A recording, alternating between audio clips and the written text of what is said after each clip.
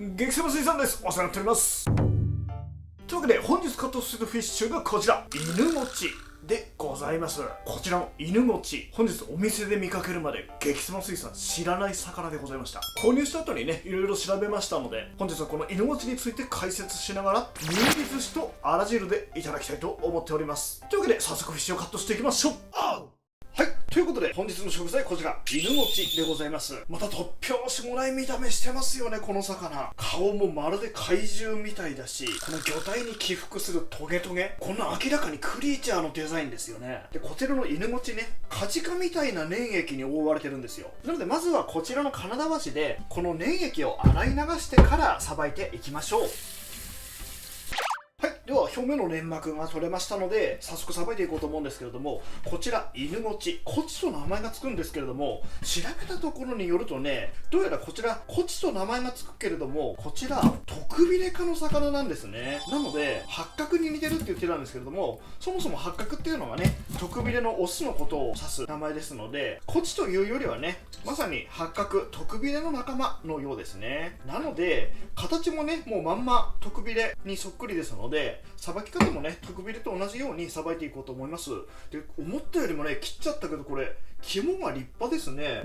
で見た目的にもね、美味しそうな肝でございますので、ちょっとこの肝は肝でね、別にしておいてちょっと食べようかな。はい、では肝はね別にしておいて、頭もねあら汁に入れていこうと思うので取っておきましょう。でこちらもね同じように頭を取っていっちゃいます。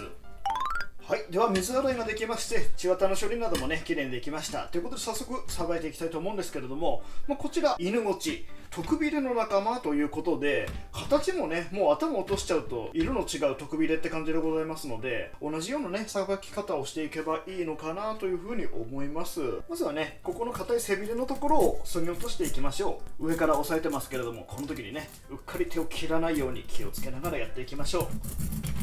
はい、ということでこちらでね、背びれのところが切ることができました。そしたらね、お腹の方も同じようにこの腹びれのあたりからね、硬くなっているところを削ぎ落としていきましょ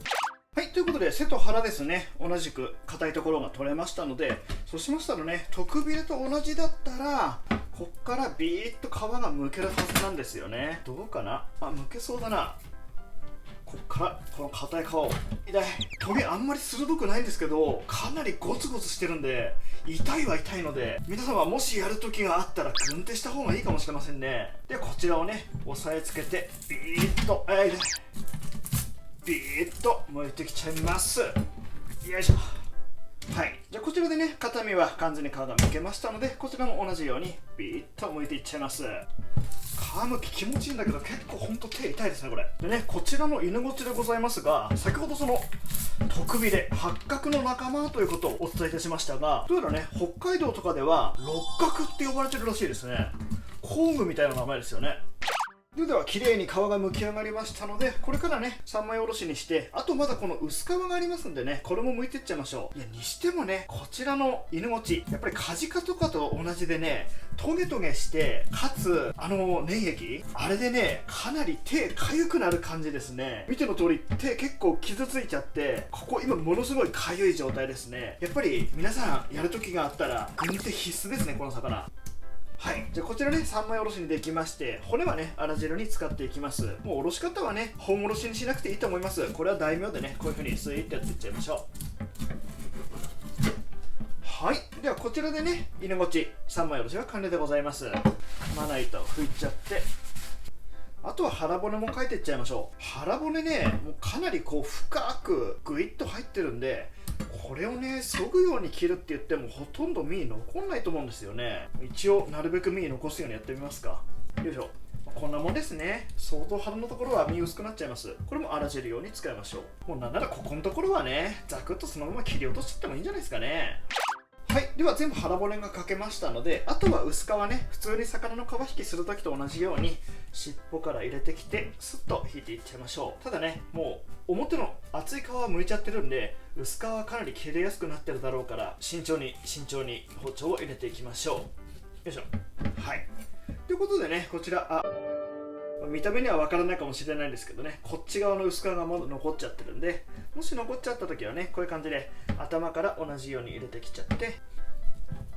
はい、ではね、見事に失敗しました。かなりね、そぎ落としすぎちゃいましたね。2匹目以降はね、こういう風にならないように気をつけて皮を引いていっちゃいましょう。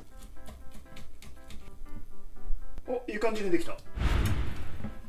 はい、ということで全て皮が引けましたので、こちらはお刺身切る用の綺麗なまな板に乗せておきます。はい、では綺麗に皮が引けましたこちらの犬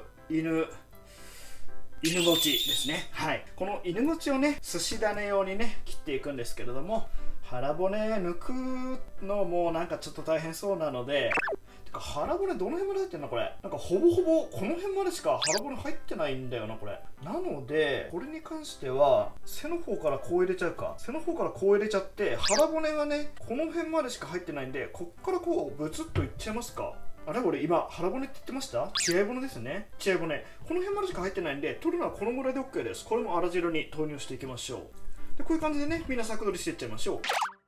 はい、というわけで全部ね、こちらサク取りしたんですけれども、腹のところね、こちらはあら汁の具として美味しくいただくといたします。お寿司でいただくのはね、こちらの背の柵だけにしようと思います。結構ね、細くなっちゃってるんで、広く取れるように切っていかないといけないですね。はい、じゃあこんな感じで一切れ。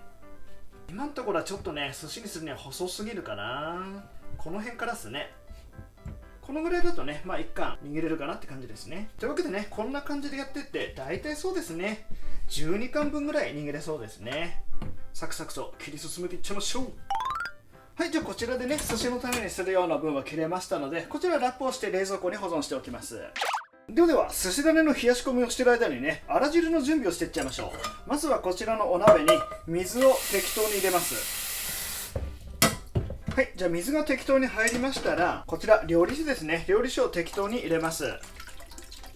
火をかけて沸かします。沸かしてる間にね、暇なのでね、こちら、あらを細かくしていっちゃいます。ただね、頭をね、もう見た目かっこいい感じなんで、切りたくないんで、頭はもうこのまま入れていくとします。なので切るのはもうこの中骨だけですね。中骨もね、サクッとこのぐらいのサイズでね、均等に揃えて切っていっちゃえば OK でございますね。尻尾は入れないので、こちらはさよならです。じゃあこちらでね、あとは水と料理酒が沸くのを待ちましょう。はい、ではこちら沸騰しましたので、一旦火を止めちゃって、こちらあらをね、次々ぶち込んでいきます。はい、ではまんべんなくね、あらがぶち込めましたので、もう一度火にかけていっちゃいます。はい、ではこちらあら汁が沸いてまいりましたので、こちらにね、お味噌、一旦火を止めちゃってから入れていきましょう。量的にはね、このぐらいだと大体まあこんなもんかなってところですね。目分量でやるときはね、あんまり多めに入れすぎないことですね。足りなかったらね、足せばいいだけなので、こんなもんかなっていう量を入れていきましょう。はい、ではお味噌を溶けましたらね、一応一旦ね、ここで味見しておきましょう。うまい。で、味が決まりましたら、最後にこちらね、刻みネギをパラパラパラっと散らしていっちゃいましょう。これ自分で刻んだと思いますか？違います。ファミマの刻みネギです。続いて、寿司を握っていっちゃいましょうか。はい、ではシャリでございますが、本日はね、ご飯約1合でございます。この約1合のご飯に、今日はね、寿司の子でやっていっちゃいます。約1合のご飯に対して、約大さじ1入れていきます。はい、こんなもんですね。こちらをまんべんなく振りかけていきます。ではあとはね、普通の寿司飯を作るときと同じようにシャッシャッシャッと切るようにご飯と寿司の子を合わせていきます。はい、ではお寿司の準備ができました。シャリ手水にこちら犬餅でございますね。早速握っていっちゃいましょう。まずは手水に手を浸しまして、あんまり手にね水気が多いとちょっとお寿司がベタベタしちゃうので、パンと弾いていっちゃいます。でね、こちら犬餅なんですけれども、やっぱりちょっと幅が狭いなっていう感じでございますので、もうそういうやつはちょっと2貫漬けにしてやっていっちゃいましょう。こんな感じでね、こう2貫重ねちゃって、でこちらのシャリ玉ですね、シャリ玉の乗せちゃって、クックってやってクッてやって、ひっくり返しのクックッと締めて、両脇をクッてやって、ひっくり返しのクッてやって、でこちらでね、一貫って感じでございます。めちゃくちゃ適当な握り方なんでね、寿司屋さんは見とってください。じゃあね、苦手な寿司握りの間、喋りながらやるのものすごく大変なので、握ってますよっていうことで、早送りかなんかして、握り上がりまで移動していっちゃいましょう。いやー、やっぱ寿司握るの苦手だー。なんか喋りながらじゃなくてもね、すっげー神経すり減るんですよ、なんか寿司握るって。というわけでね、なんとかここにか形にはできました。ということで、こちら犬餅の握りとその他フルコース、これにて完成です。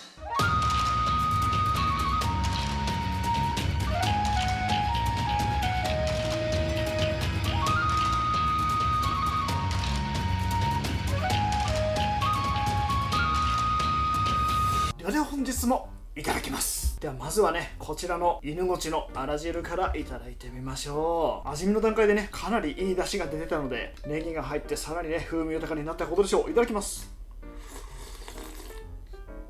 うめえ、すんげえ上品な出汁出ますね、これ。でね、結構あっさりして見えるんですけれどもね、表面に油が浮くぐらいに結構油があります。コクが出ますね。犬もちのこのお味噌汁めちゃめちゃうまいですな。では続いて早速ですが、本命のお寿司いってみましょう。こちらね、一番右のところからこちら2貫漬けになっておりますので、たっぷりと犬もちの旨味を味わえるのではないでしょうか。ちょいちょいとお醤油につけましていただきます。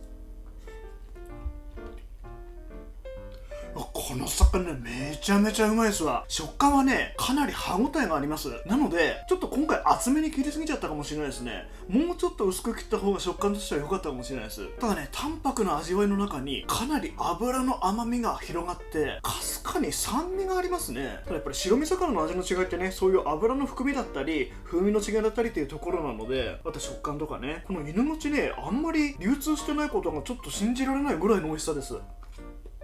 ではね、ラストにこちら犬もちの肝と卵巣がございましたので、こちらは実は裏でこっそり炊いておきました。ではまずはこちらのね、肝からこれを箸で割っちゃって、ではこちらワニごちの肝でございますね。いただきます。肝うめえ自分の中でね、こう煮つけて肝が美味しい魚ってキンキの肝とか最強にうまい部類なんですけれども、どっちかっていうとキンキとかの肝みたいにとろっとした食感っていうよりは、一旦蒸したあん肝みたいなギュッとした感じ、しっかりと食感は残ってるけど舌で潰すと風味がファーっと口の中に広がってっていう、ちょっとこの肝の美味しさびっくりしましたね。めちゃくちゃ美味しいです。というわけで犬ごちの全てを堪能させていただきましたところで、本日もエナジー注入1本いただきます。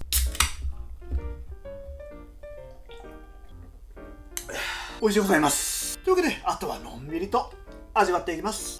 ということで本日もごちそうさまでした。本日は激島水産も初めて見た魚犬ごち、こちらを握り寿司とあら汁でいただきましたが、正直これが市場流通あんまりしてないっていうことが信じられないレベルのうまさでしたね。おそらくね、北海道の一部地域とかでは食べられてるんでしょうけれども、関東で見ることはまずないですもんね。名前すら知らなかった魚がね、こんなに美味しいなんて、やっぱり魚ってまだまだ奥が深いなーって改めて心から思いました。というわけで本日の激島水産はここまで。また次回の動画でお会いしましょう。またね。